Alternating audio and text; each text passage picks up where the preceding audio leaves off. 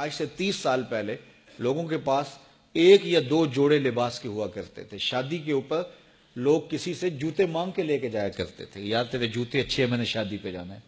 امیر بھی ایسا کرتے تھے, غریب بھی ایسا کرتے تھے. میرا ایک دوست مذاق سے کہتا ہے, پہلے جب کسی سے پوچھتے ہوتے تھے کیا حال ہے, وہ کہتا تھا شکر ہے. آج پوچھتے تو کہتا ہے شوگر ہے. تو بالکل حالات بدل گئے اور ناشکری پیدا ہو گئی ہے, برکت اٹھ گئی ہے, اللہ کی ناراضگی ہو گئی ہے. یہ ناراضگی کیسے ہوتی ہے؟ جب ہم اس کے حکموں کو توڑتے ہیں تو پھر وہ ہماری پرواہ کرنا چھوڑ دیتا ہے. پھر صحرا میں پڑے ہوئے خشک پتے کی طرح ہوائیں چاہے ادھر اڑائیں چاہے ادھر اڑائیں, اللہ کو کوئی غرض نہیں ہوتی, وہ جدھر مزید دھکے کھاتا پھرے. اور اگر کوئی اس کا ہو جائے پھر وہ اللہ کے ذمے ہوتا ہے, اللہ پھر اس کی حفاظت کرتا ہے. کوئی میلی آنکھ سے دیکھ کے جائے کہاں, کہ کسی میں ہمت کیسے ہو. حضرت سفینہ رضی اللہ تعالیٰ عنہ جنگل میں بھٹک گئے تو انسانی بھوک سونگ کے شیر جب حملہ آور ہونے کے لیے قریب آیا تو حضرت سفینہ رک گئے اور شیر کی آنکھوں میں آنکھیں ڈال کے کہا, اور جنگل کے بادشاہ جانتا نہیں میں کون ہوں, میں رسول اللہ کا نوکر ہوں.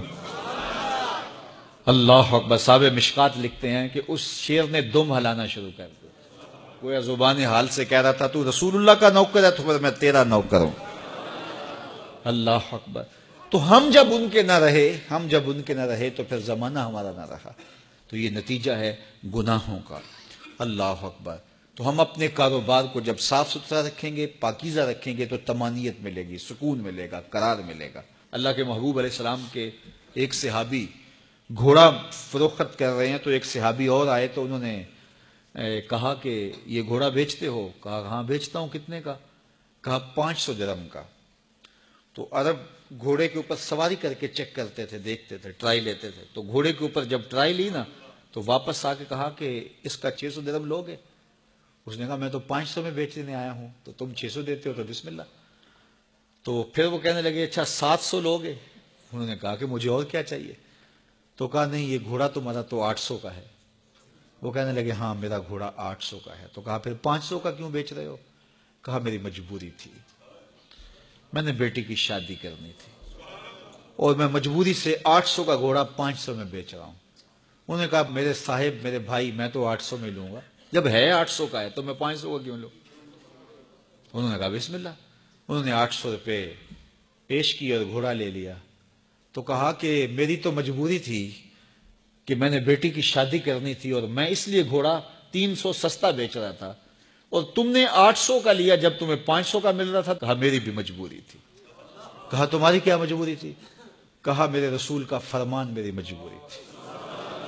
کہا کیا رسول اللہ کا فرمان ہے؟ کہا ہمارے رسول نے ہمیں سودا خریدنے کا حکم دیا ہے, کسی کی مجبوری خریدنے کا حکم نہیں دیا. آج تو کہتے ہیں جناب یہ 5 کروڑ کی پراپرٹی ہے, وہ تو مجبور ہے بیچارہ اس لیے 3 کروڑ کی بیچ رہا ہے. ہم کہتے ہیں بس ہاتھوں ہاتھ اٹھا لیں. یار اگر کوئی بندہ اپنا گھر بیچ رہا ہے اس لیے کہ وہ مجبور ہے اور وہ 1 کروڑ روپے کا ہے, تو ہم اس کو 50 کا کیوں خرید رہے ہیں؟ جب ہے 1 کروڑ کا, 1 کروڑ کا خریدے. اور جو ساری زندگی لوگوں کی مجبوریاں خریدتے ہیں, فلاں پراپرٹی فلاں کی مجبوری سے خریدی, فلاں پراپرٹی فلاں کی مجبوری سے خریدی. کچھ لوگ اس طاق میں رہتے ہیں کوئی مجبور ہو تو اس سے خریدے. اللہ اکبر. پھر ایک وقت آتا ہے کہ یہ مجبور ہوتا ہے اور اس کی پراپرٹی کوڑیوں کے بل بک رہی ہوتی ہے. ہم نے اپنی آنکھوں سے ایسے مناظر دیکھے ہیں. تو کسی کی مجبوری نہ خریدیں, سودا خریدیں. طاق میں نہ رہیں کہ کوئی مجبور ہو تو سستا بیچے.